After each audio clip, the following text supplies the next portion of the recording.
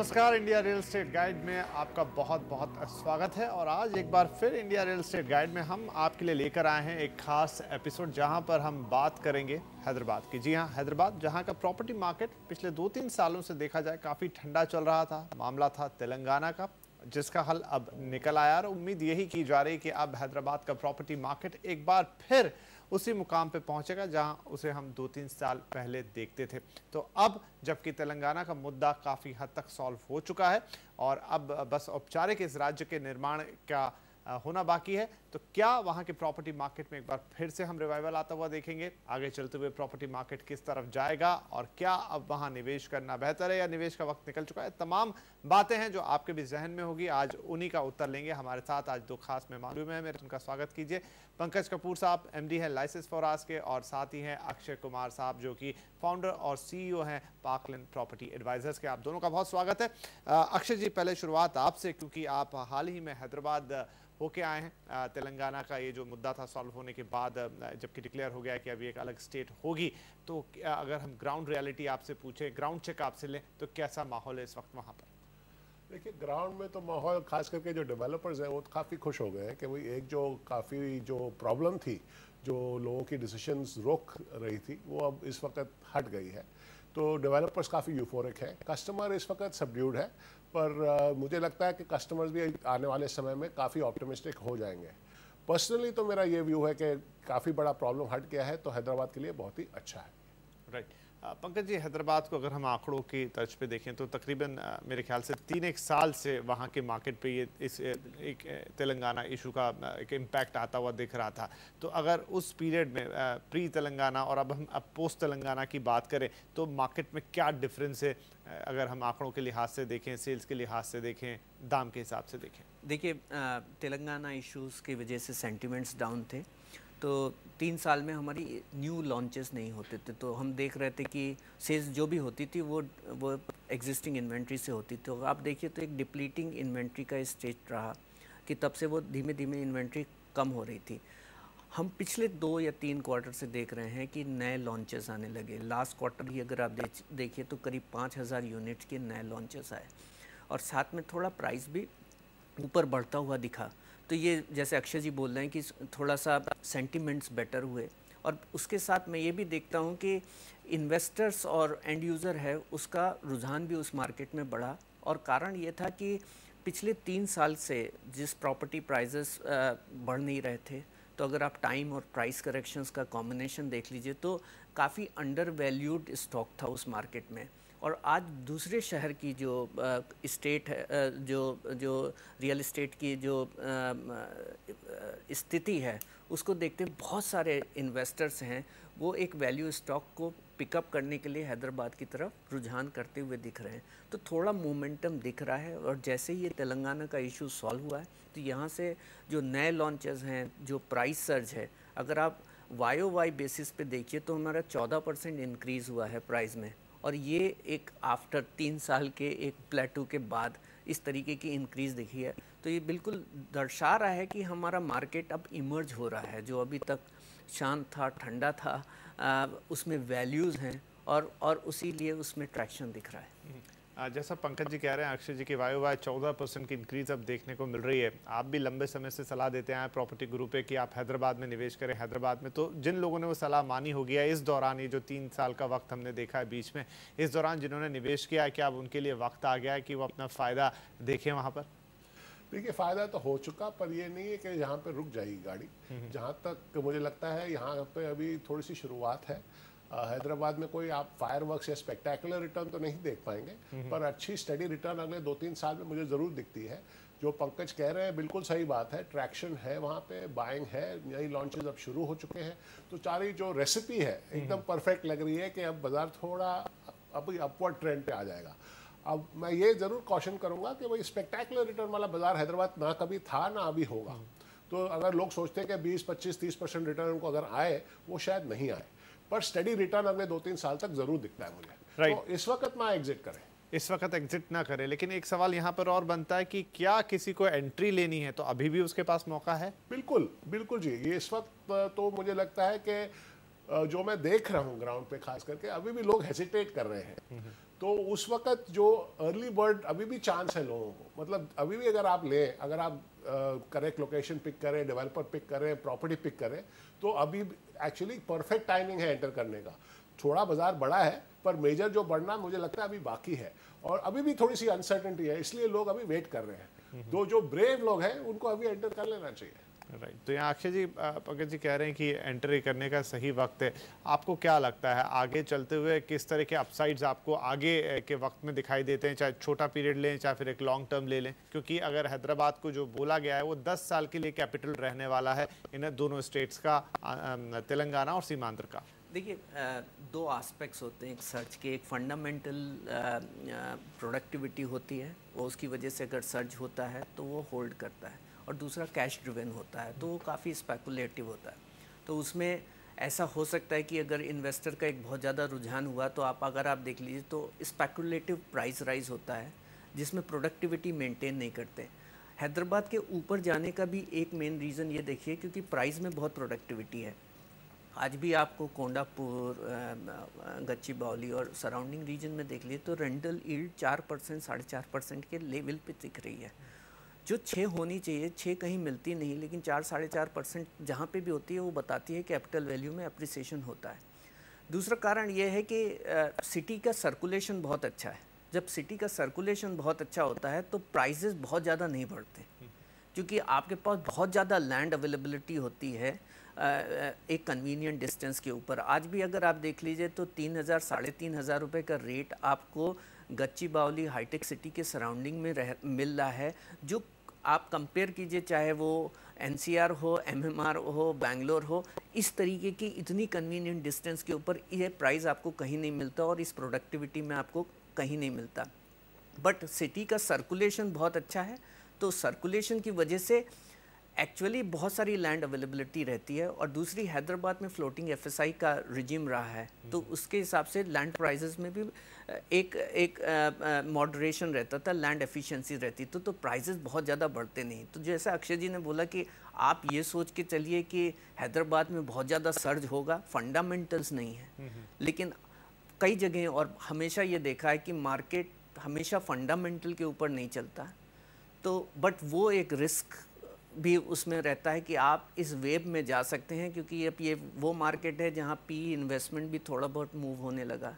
क्योंकि पूना और बैंगलोर और चेन्नई जहाँ जो अभी तक अट्रैक्ट कर रहे थे वो भी थोड़े सैचुरेटेड होते हुए दिख रहे हैं।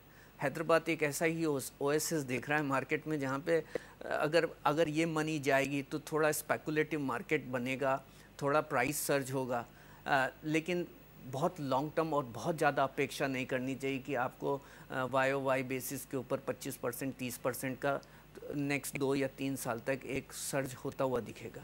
वो फेस नहीं दिख तो रहा। कॉशियस तो यहाँ हमेशा रहना ही चाहिए। प्रॉपर्टी बाजार चाहे हैदराबाद का हो चाहे किसी और शहर का हो, लेकिन फिर भी क्योंकि हैदराबाद का प्रॉपर्टी बाजार एक टर्न अराउंड ले रहा है, उसके लिए एक नया फेज शुरुआत हो रहा है। तो अब इस नए फेज में और क्या क्या बातें होंगी, कमर्शियल मार्केट किधर जाएगा, रिटेल का प्रॉपर्टी मार्केट कैसा होगा, ये सारी बातें करेंगे लेकिन छोटे से ब्रेक के बाद।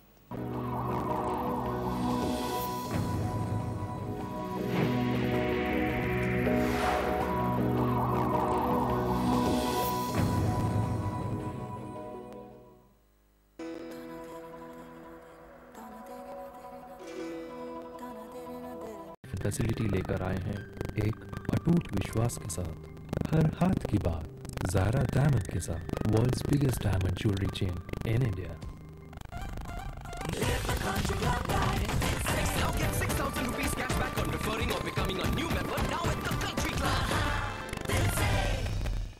इंसान पानी बना तो नहीं सकता, पर हाँ बचा जरूर सकता है। धानों का खेती की नई तकनीक हर किसान की खुशहाली के लिए।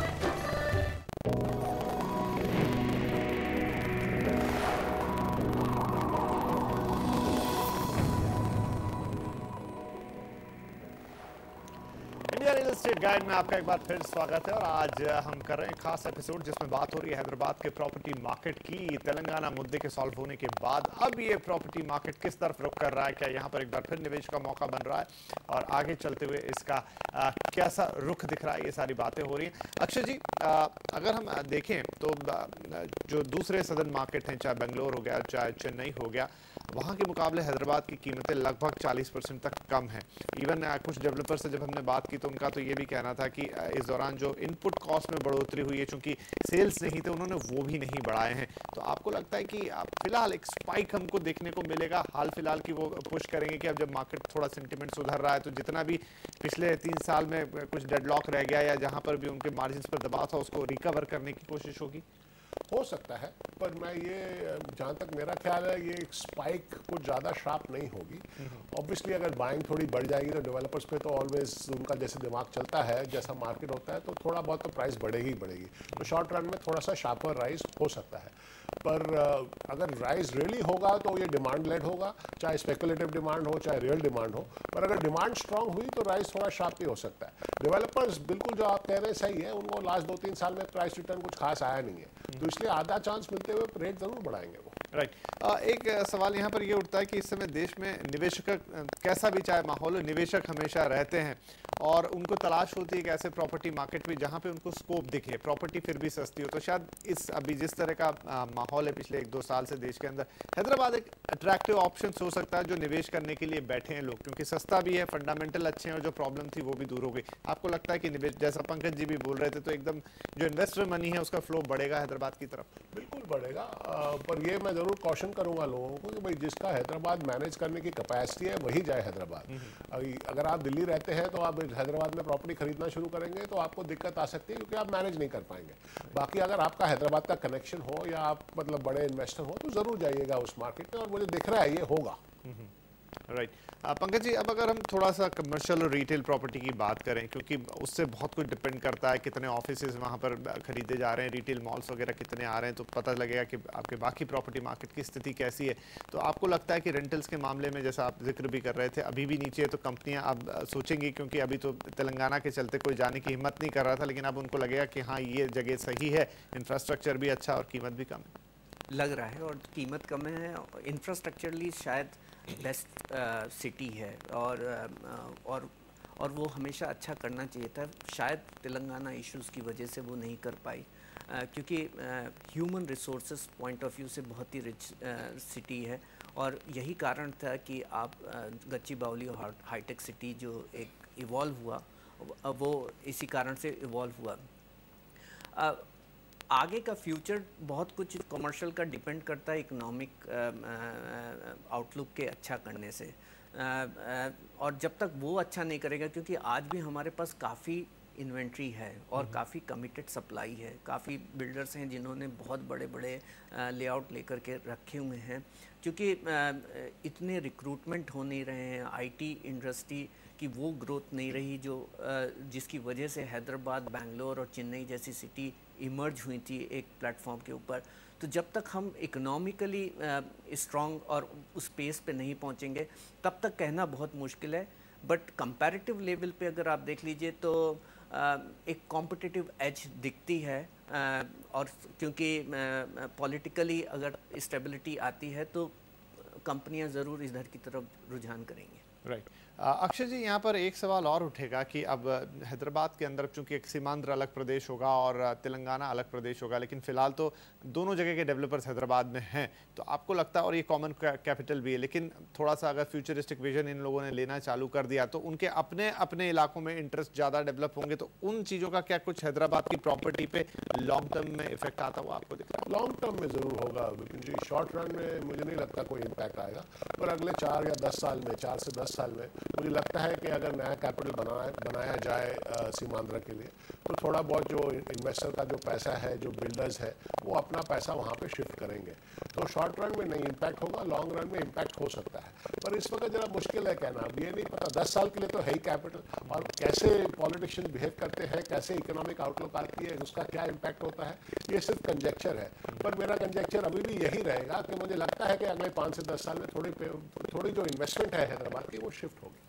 चलिए, तो इसी के साथ यहाँ पर वक्त हो गया एक और छोटे से ब्रेक का, लेकिन हैदराबाद पे चर्चा जारी रहेगी। जब ब्रेक से वापस आएंगे तो बात करेंगे कि अब वो कौन से इलाके हैं हैदराबाद के, अगर आप निवेश करने का सोच रहे हैं तो आप वहाँ देखेंगे और निवेश करके ज़्यादा से ज़्यादा फायदा उठा सकते हैं। हाजिर होते हैं छोटे से ब्रेक के बाद।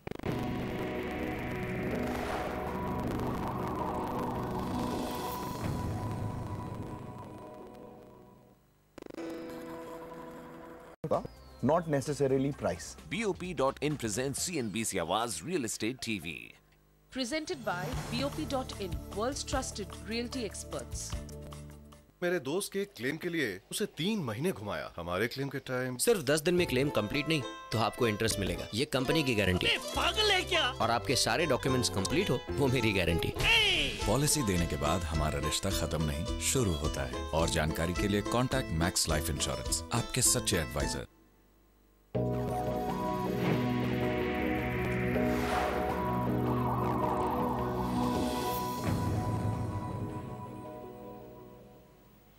ब्रेक के बाद आपका India real estate guide Hyderabad special में एक बार फिर स्वागत है। बात हो रही है हैदराबाद की कि पोस्ट तेलंगाना अब हैदराबाद का प्रॉपर्टी मार्केट किधर जा रहा है या किधर जाएगा, और क्या हैदराबाद अब एक बेहतर प्रॉपर्टी डेस्टिनेशन होगा जहां पर आप निवेश करने का मन बनाएं या खरीदने का मन बनाएं। तो काफ़ी सारी बातें अब तक हो चुकी हैं, लेकिन अब बात कर लेते हैं कि वो कौन से इलाके हैं जिन्हें आप हैदराबाद में देखेंगे घर खरीदने के लिए, निवेश करने के लिए। अक्षय जी, आपको क्या लगता है कौन से वो बेल्ट्स होंगे हैदराबाद के अंदर? कुछ तो न्यू इमर्जिंग जोन्स हैं और कुछ ऑलरेडी सेटल्ड हैं जहां पर अब नजर रखनी चाहिए अगर किसी को घर खरीदना है, निवेश करना है इस लिहाज से।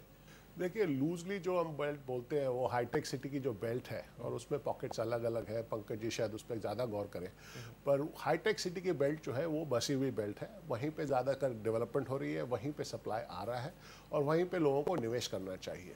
बाकी जो सिटी है उस पर इम्पैक्ट आएगा, पर जितना इम्पैक्ट इस लोकेशन पर आएगा उतना इम्पैक्ट नहीं आएगा।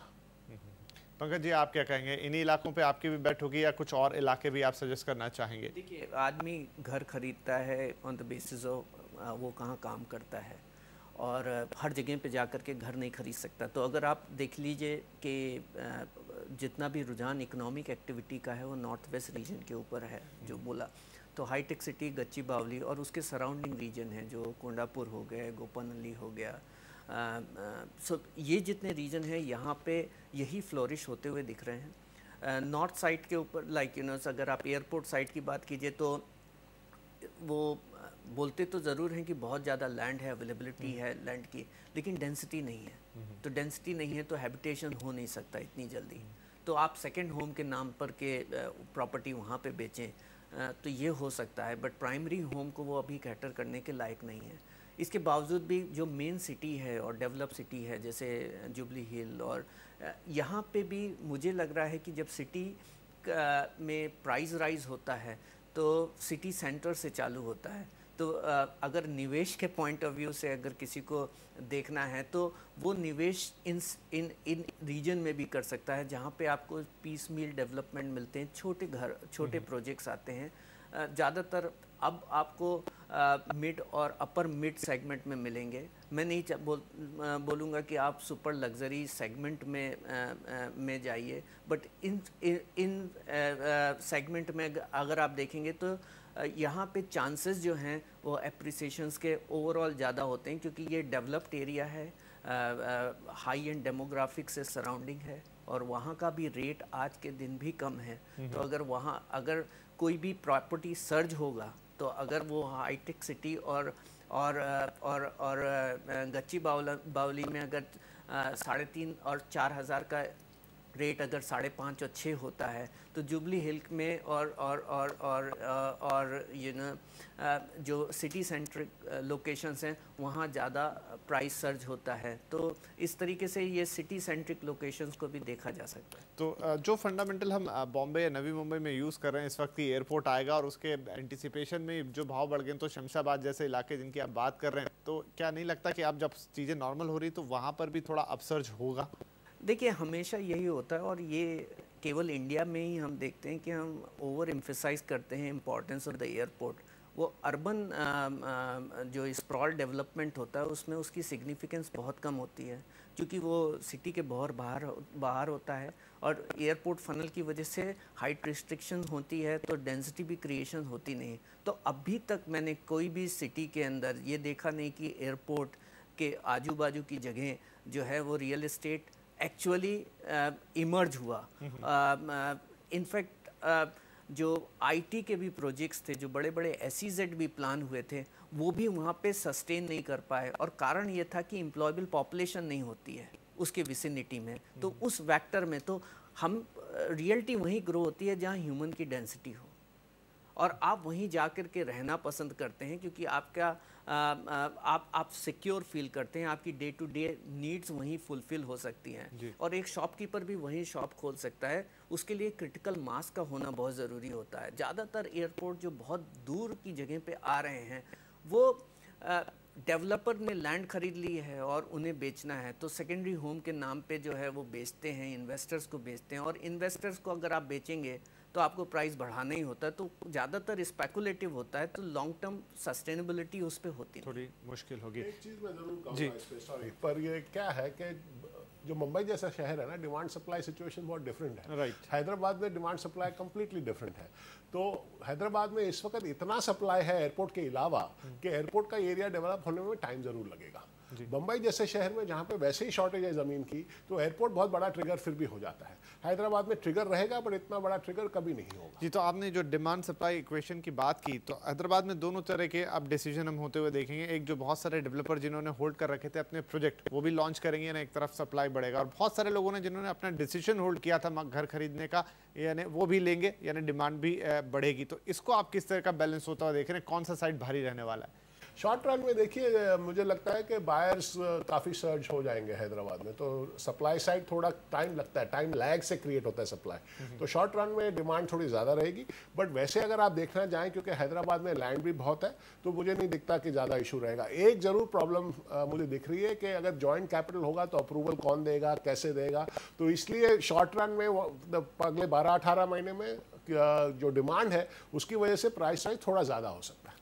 चलिए, तो शॉर्ट रन में हैदराबाद में कीमतें बढ़ने के आसार दिख रहे हैं, चाहे आप किसी भी एंगल से बात करें, और लॉन्ग रन में यहाँ पर ये भी कॉशियस कर रहे हैं कि बहुत ज़्यादा कीमत में बढ़ोतरी की उम्मीद ना करें कि आपको ओवरनाइट बहुत अनाप शनाप रिटर्न्स मिल जाएंगे, वैसा भी नहीं, यानी कि स्टडी मार्केट की तरह ये आगे धीरे धीरे ग्रो करेगा। इतना ज़रूर है कि यह तेलंगाना इशू के सॉल्व होने के बाद एक पॉजिटिव मार्केट के तौर पर हैदराबाद का डेवलपमेंट होने जा रहा है। आप चाहे निवेश करें, चाहे अपना घर खरीदें, यहाँ से आगे आपको पॉजिटिव रिजल्ट ही देखने को मिलेंगे।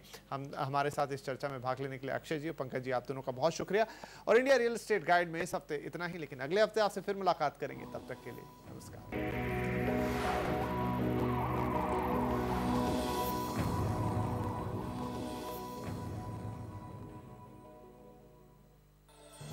India real estate guide presented by RR Kabel. Wire नहीं, भारत की नब्ज है हम। Magazine partner better interiors.